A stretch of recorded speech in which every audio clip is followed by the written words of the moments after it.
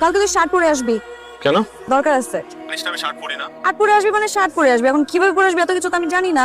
এই পাগল যখন বলেছে তখন তো শার্ট পরে যেতেই হবে। আর রুমমেট ওই শার্ট পরে না, পাঞ্জাবি পরে। তুই যদি বলস তাহলে ওর কাছ থেকে একটা পাঞ্জাবি ধার করে কালকে পরে আসতে পারি।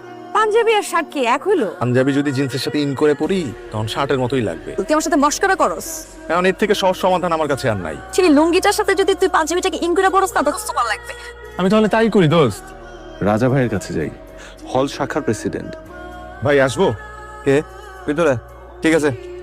ওয়ালাইকুম আসসালাম। কি রে ভাই কালকে একটা পার্টি আছে, শার্ট পরে যেতে বলছে। ভাবলাম যে একটা শার্ট যদি আমার। আর এটা কোনো সমস্যাই না, যেটা পছন্দ এটা নিয়ে নে। ভাই এটা নেই? না না, তোর হবু ভাবি আমাকে গিফট করছে। পকেটের মধ্যে তোর হবু ভাবি নিজের হাতে তার নামের প্রথম অক্ষর পি লিখছে। বড় লোকের পার্টি, এটা পরে গেলে ইজ্জত বেড়ে যাবে। ঠিক আছে, কি আর করার। তবে ক্যাম্পাসে এই শার্ট পরে বাইরে হবি না। যদি তোর হবু ভাবি দেখতে পারে তাহলে কিন্তু যুদ্ধ হয়ে যাবে। এই শার্ট কিন্তু আমি একবারও পরি নাই। আমাদের ভ্যালেন্টাইনের মধ্যে ভাবিরে নিয়ে আমি ঘুরতে যাবো এই শার্টটা পরে। কোনো রকমের কোনো দাগ যদি এই শার্টের মধ্যে পরে রান, তোর কিন্তু খবর আছে, তোর কিন্তু মাইরা ফেলবো। এই শার্ট রক্ষার্থে আমি জীবন দিয়ে ফেলাবো। এটা পুরুষ মানুষের প্রমিস। তাই না? এই তুলি আসছে নাই? Good morning sir. Good morning. Please বসেন সবাই। আমাদের পরীক্ষা যেহেতু খুব কাছেই চলে আসছে। তুই কই? আমি ক্লাস করছি, তুই তাড়াতাড়ি আয়। তোর ক্লাসের গোষ্ঠী গেলে। স্যার সে একটু যেতে হবে। ঠিক আছে যাও।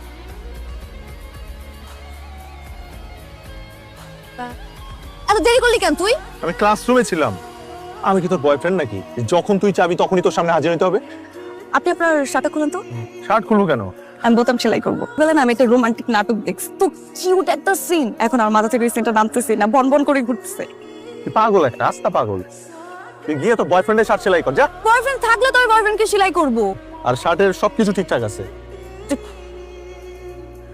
আরে সব টানটানা বাটনটা সেলাই করে দে, শার্টটা খোল দে, শার্টটা খোল। সব থেকে বড় কথা, শার্টের ভিতরে আমি কিছু পরি নাই। একটা বন চটকানো দিয়ে না দাঁত ফালাই দিব।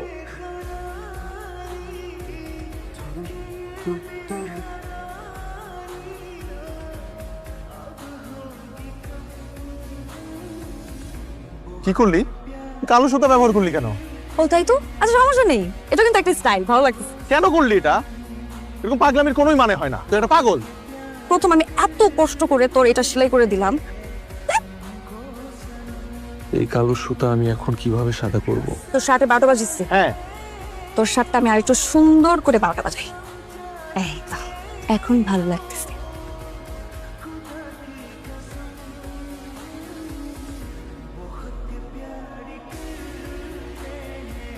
এক্সকিউজ মি, আপনি এই শার্টটা কোত্থেকে পাইছেন? এই শার্ট আমি কিনছি, কোত্থেকে কিনছেন? একটা ছেলের কাছ থেকে কিনছি। কয় টাকা দিয়ে কিনছেন? 25 টাকা দিয়ে কিনছি। এরকম অনেক ছেলে পেলে আছে নেশা করে, অনেক দামি দামি জিনিস কম দামে ছাইড়া দেয়। আপনি আমাকে এই শার্ট নিয়ে এত প্রশ্ন করতেছেন কেন? আমার নাম পলি। পি লেখা অক্ষরটা আমি নিজের হাত দিয়ে বুনছি। ও ভাবি ভাবি ভাবি। হায় আল্লাহ, আমার শার্ট কই? আমি না তোরে বলছিলাম ক্যাম্পাসের মধ্যে শার্ট পরে যাবি না? সরি ভাই। আমি কি তোর কাছে শার্ট বেচছি? আমি কি নেশাখোর? তুই আমার এত নিচে নামাইলি? সরি ভাই। তুই জানোস তুই কত বড় ঝামেলা লাগাইছস? ভাই এত কিছু দরকার নেই, হল থেকে নামাই দেন তো ভাই। তোর সাথে কথা দিলাম, তুই চুজ কর তুই কি করবি। স্যার বেলি ডান্স দিই আমি। ভাই বেলি ডান্স দেওয়ার আগে একটা কথা বলতে চাই আপনারে ভাই।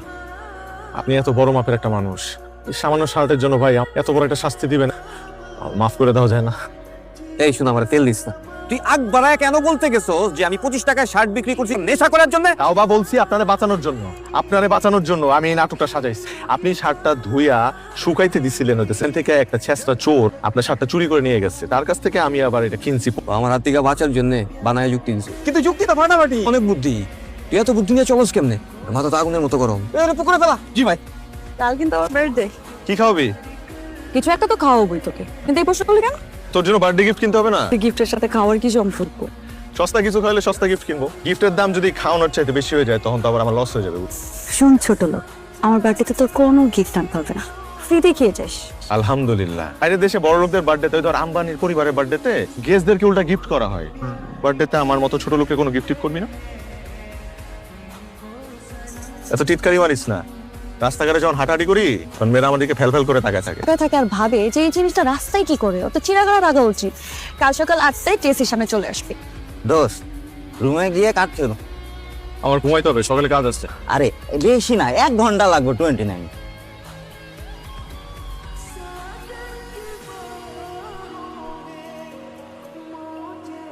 তুলির সাথে দেখা করার কথা সকাল 8টায়। এখন যদি ঘুমাই তাহলে আর উঠতে পারবো না।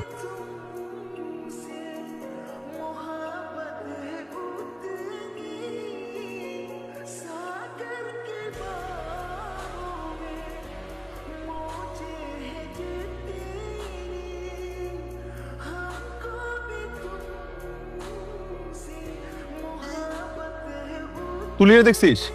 সকালে একবার দেখছিলাম, কিন্তু আজকে দেখলাম সেই সেজে গুজে ঘুরতেছে। এই তুলি, আমি রানা, ফোনটা কাটিস না। শোন, ঝগড়া করছিস নাকি আবার?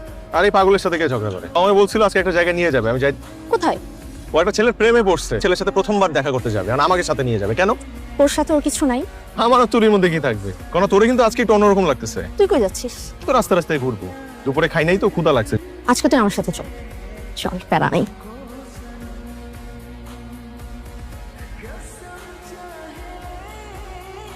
তুলি বেগম কেমন? কর্ণা বেগম কেমন আছেন? তুই আমার সাথে এভাবে কথা বলতেছিস কেন? তোর বয়ফ্রেন্ড কোথায়? বয়ফ্রেন্ড মানে? রানাই তো বললো আজকে তোর একটা ছেলের সাথে ডেটিং এ যাওয়ার কথা। এই কুত্তাটা তোকে এই কথা সাবধানে কথা। এই, আমাকে আগে বলি তো পারতি যে কর্ণার সাথে তোর প্রোগ্রাম আছে। এই কারণে সকাল থেকে তোর ফোন বন্ধ ছিল। ফোনে চার্জ ছিল না, ফোনে চার্জ না। দূর করে খা। না না না, খা না, খা খা, মজা করে খা। Best of luck.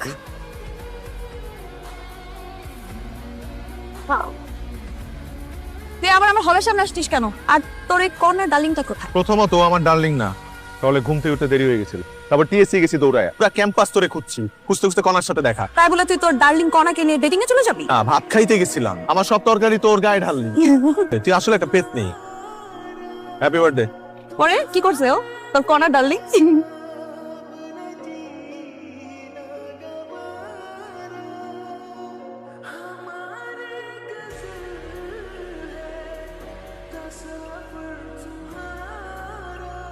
তুই হুট করে চলে যাওয়ার সিদ্ধান্ত কেন নিলি? মাস্টার্স পরীক্ষা শেষ, পরীক্ষার রেজাল্টও দিয়ে দিই, আর বাবা যে দ্রুত আমাকে বিয়ে দিয়ে দিবে। আমি হলে বসে থেকে কি করব? পড়াশোনা করবি? বিয়ে করার জন্য তো উঠে পড়ে লাগছিস কেন? আরে বিয়ে তো ফরজ কাজ, করবো না? তাহলে তোর কি সমস্যা? জাস্ট বন্ধু হিসাবে আমার খারাপ লাগছে তাই বললাম। শোন, কাল খুব সকালে বের হবো, বাস স্ট্যান্ড পর্যন্ত দিয়ে আসবি। আমার অনেক গুছাইতে হবে, আয়। তোর কি আসলে বিয়ে ঠিক হয়ে গেছে? সেটা আমাকে ফেসবুকে দেখছে, ছবি দেখে পছন্দ করছে। ছেলে ছোট বোন না থাকলে ওই ফ্যামিলিতে বিয়ে করবি না বলে দিলাম। তোর বাসে তুলে দিতে হবে না, আমি একাই যেতে পারবো। চলে যাইতেছিস তাও ঝগড়া করে? তোর সাথে আর কোনোদিন দেখা হবে না তো, এই জন্য শেষ ঝগড়াটা করে গেলাম। এনে তো টিকিট, এই 2টা সিটি তোর। আমাকে টাকা নষ্ট করে গেল। ভাবলাম অনেক দূরের রাস্তা, একটু আরাম করে যাবি। আমি কিন্তু সবই বলছি। আমার পাশে যদি কোনো অপরিচিত ছেলে বসে, পাশাপাশি বসবে, গা ঘেসে বসবে, এটা ভেবে তোর মধ্যে একটু জমতে হচ্ছে না? পর একটা অপরিচিত ছেলে তোকে বিয়ে করে সারা জীবন তোর গা ঘেসে থাকবে, তাতেই আমার ফিল হচ্ছে না কিছু। সত্যি করে বল, একটা অপরিচিত মানুষ সারা জীবনের জন্য আমাকে নিয়ে যাবে, সেটা ভেবে কি সত্যি তো কষ্ট লাগছে না? হচ্ছে না। না, গাড়ি ছেড়ে দিবে। ভালো থাকিস, আসি।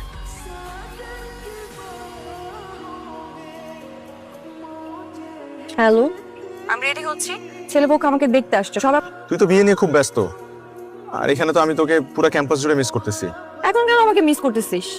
তোকে ছাড়া কেমন জানি দম বন্ধ বন্ধ লাগে। ঢং করিস না। তোকে একটা প্রশ্ন করি, পর তুই আমাকে মিস করিস না? আমি তোকে পরে ফোন দিচ্ছি। তোকে আমি ভীষণ মিস করি। শুভ কাজে দেরি করে না, আমরা এখন ঘরোয়া ভাবে শেষ করি, পরে না হয় বড় করে অনুষ্ঠান করা যাবে। ঠিক আছে।